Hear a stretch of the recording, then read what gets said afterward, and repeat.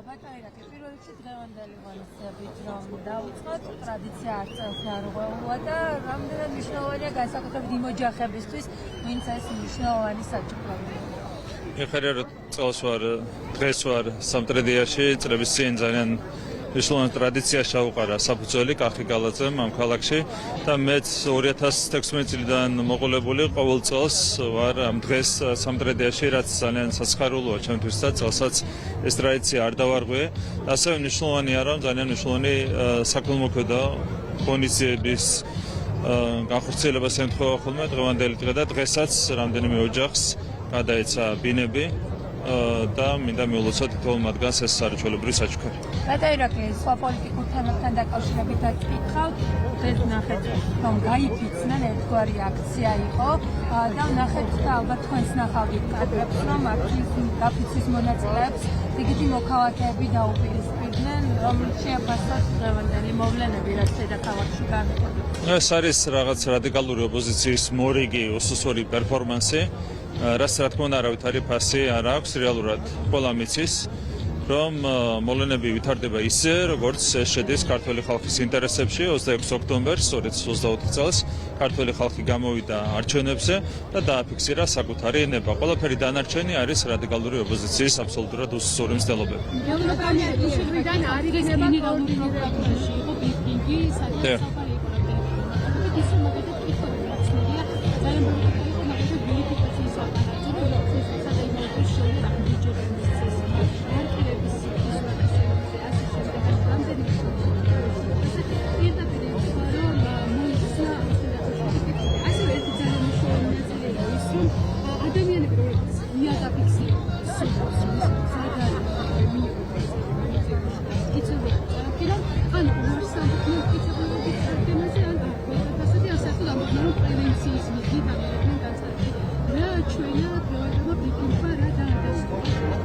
რეალურად ყველა ინსტანციამ დაადგინა რომ არავითარი არც გაყალბება არც რაიმე მნიშვნელოვანი მანიპულაცია მარჩენებზე არ მოხდარა. ეს დაადგინა პირველ რიგში ეუთო ოდირმა რომელმაც უარყო ხუთივე ძირითადი ბრალდება რითაც გამოდიოდა რადიკალური ოპოზიცია.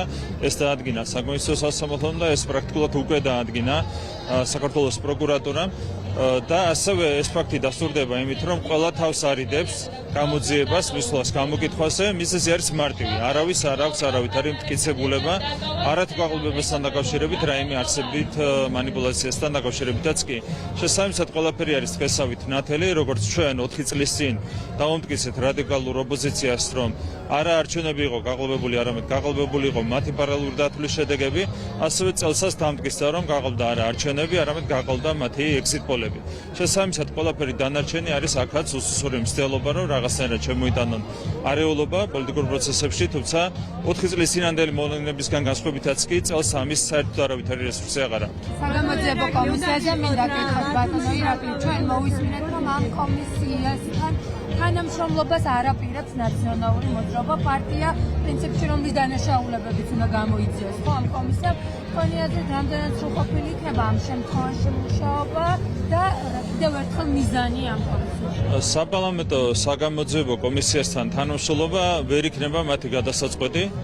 თუ ვინმე არ ითანამშრომლებს საპარლამენტო საგამოძიებო კომისიასთან, ამისათვის არის გათვალისწინებული სისხლის სამართლის სასჯელი. აქედან გამომდინარე თავად შეგიძლიათ განსაჯოთ რა სახით განვითარდება პროცესები. რა თქმა უნდა, ყველას მოუწევს გამოძიებასთან თანამშრომლობა წინააღმდეგ შემთხვევაში მათ მიმართ ამოქმედება შესაბამისი ზომით.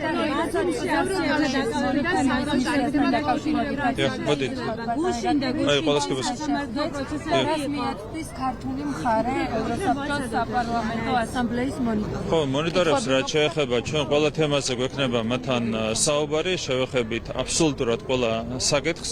მათ შორის რა თქმა უნდა მივაცდით ჩვენ ინფორმაციას იმასთან დაკავშირებით, როგორც ცდილობს რადიკალური ოპოზიცია განახორციელოს სახელმწიფო სისტემის საბოტაჟი. ეს არის რა თქმა უნდა აბსოლუტურად უსუსური მცდელობა თუმცა ყველა შემთხვევაში ეს ინფორმაცია უნდა გქონდეთ მონიტორინგის ჯგუფის წევრებს. შეიძლება გითხავთ რა რამდენჯერმე იგი უბრალოდ მერტყო. ევროკავშირის მხრიდან სავარაუდოდ არ იქნება კოორდინირებული ძალისხმევა 2020 წელს საპარლამენტო არჩევნების ხელახლა ჩატარებასთან დაკავშირებით. რა კომენტარს მოგეკითხებოდა? ნუ რა ხელახლა არჩევნებზეა საუბარი, როდესაც არჩევნები ჩატარდა აბსოლუტურად გამართულად და ქართულმა ხალხმა ძალიან მკაფიოდ დააფიქსირა საკუთარი ნება. ჩვენ ძალიან დიდი უპირატესობით მოვიგეთ ეს არჩევნები, როგორც მოგეხსენებათ, სხვაობა ჩვენ შედეგსა და მეორე ადგილზე გასული პარტიის შედეგს შორის არის დაახლოებით 5 მაგია. ასეთ პირობებში, ნუ რაზეა საერთოდ საუბარი, შესაბამისად არ მიგვერს რა თქმა უნდა ევროკავშირის არც ასეთი პოზიცია. ბუნებრივია, ვერავითარ ხელახლა არჩევნებზე ვერ იქნება საუბარი იმ პირობებში, როდესაც ქართულმა ხალხმა ძალიან მკაფიოდ გამოხატა საკუთარი ნება. ასევე დახარია ბაზარში დაკავშირებით ვიდეოში ჩანს რომ გიორგი დახარია ჩახაზეთქვამს სამხაროზე სადაც უკვე მოხდა ეს დაპირისპირება. ნახეთ, ხშირად საუბრობენ ხოლმე პოლიტიკოსებთან მიმართებით თმენის ვალდებულებაზე, ნუ არ ვიცი ეს როგორ არის პოლიტიკოსებთან მიმართებით, ჩემი შეხედულება მაქვს ამაზე, მაგრამ როცა ხარ ნაცი და როცა ხარ ჯაშუში, იქ ნამდვილად გაქვს შენ თმენის ვალდებულება, როდესაც შენ გამხელენ და გეუბნებიან რომ ხარ ნაცი, ხარ ჯაშუში, ამას თმენით უნდა შეხვდე. ეს ვერ მოითმინა გახარიამ და მიიღო პასუხი ამასთან დაკავშირებით, მან წამოიწყო ძალადობრივი დაპირისპირება, რაც რა თქმა უნდა, ნუ უპასუხოდ არ დარჩა, ეს არის ბუნებრივი სამწუხარო მოვლენა, მაგრამ ნუ ბუნებრივია, გასაგებია იყო რეაქცია ამასთან დაკავშირებით. კიდევ ერთხელ გამიმეორებ, როცა ხარ ჯაშუში და როცა ხარ ნაცი, შენ გეკისრება თმენის ვალდებულება. მოდერატორი ბათუმის გუშინებაში გაიმართა აქციაზე დაკავებულების სასამართლო 13 ადამიანი დაკავეს პატიმრობაში. მათ შორის არის ბათუმელების დამფუძნებელი მზია ამაღლობელი.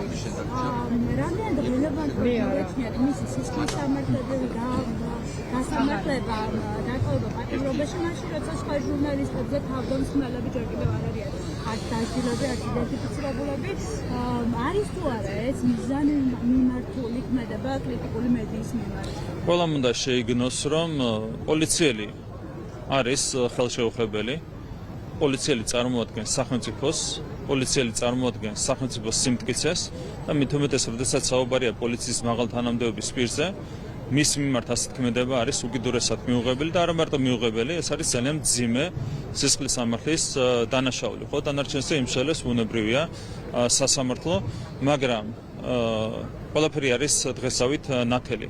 ასეთი ქმედება არის უკიდურესად მიუღებელი, ეს არის დანაშაული და რა თქმა უნდა, ასეთ დროს სახელმწიფოს ევალება მიიღოს შესაბამისი ზომები. ამ თემაზე მინდა ჩაგეკითხოთ ბატონო, ჩვენ მოვისმინეთ, რომ დადგმული იყო და მონტაჟი იყო იმ კადრების, სადაც ყველაფერთან დაკავშირებით სახელმწიფო მისი კომპეტენციის ფარგლებში იღებს ყველა ზომას, ყველა ფაქტთან მიმართებით. მადლობა. აი ამ კადრებზე მინდა კითხვა ბატონო, თქვენი ოპონენტებისგან მოვისმინეთ, რომ დამონტაჟებული იყო კადრები, სადაც პრინციპში ჩანს ხო ის სურათი, რასაც ეიდავება გამოძიება აღნიშნულ ჟურნალისტს, მისგანაც მოვისმინეთ, რომ პასუხისმგებლობას არ გავურბივართ და ეს ალბათ ერთგვარად აღიარებაც იყო თქვენ აი ამ მიზან მიმართულებით რა მინდა. არც რამენდასია საუბარი, როდესაც ყველაფერი დევს ხელის გულზე, ყველაფერი ჩანს კადრებში, როგორ აყენებს ფიზიკურ შეურაცხყოფას პოლიციელს, კონკრეტული ეგრეთ წოდებული ჟურნალისტი, სინამდვილეში ეს ადამიანი არის არა ჟურნალისტი, არამედ პარტიული აქტივისტი, თუმცა მასაც არ აქვს მნიშვნელობა, რა თქმა უნდა, გამოძიებისთვის, გამოძიების თავი არის ის, რომ არის დანაშაულის ნიშნები და ამასთან დაკავშირებით საკუთარი განაჩენი უნდა გამოიტანოს სასამართლომ. და ბატონერები, ეს მორიგი კონსულტაცია გაიმართა უბრალოდ პარტიებში. ეს კოლოსალური ისე კონსულტაციის თავში დასრულდა, რომ ისინი აბსოლუტურად ვერ შეჯერდნენ საერთო დოკუმენტს, ანუ როგორ და რა ფორმით უნდა ჩატარდეს ახალი არჩევნები, თუმცა თავი მოთხოვნა მაინც რჩება, რომ ჩატარდეს ახალი არჩევნები. და მოთხოვნა სამდღაც გავუშვათ. ნუ ოპოზიცია არის დაკარგული, სრულიად უსუსური და ეს ძალიან კარგია, ძალიან კარგი პროცესები წარიმართება.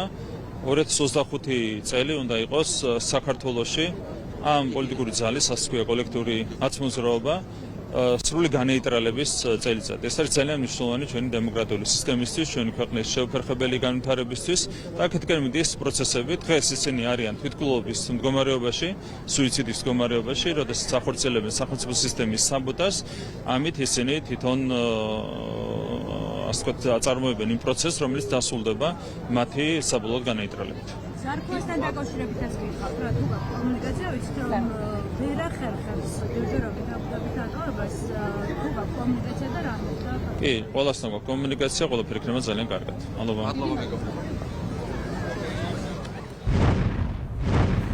ეს იყო პირდაპირ ჩართვა სანდრედიდან, სადაც პრემიერ-მინისტრმა მიმდინარე მოვლენებთან დაკავშირებით მედიასთან კომენტარები გააკეთა. განაგზავნებთ გამოშვებას.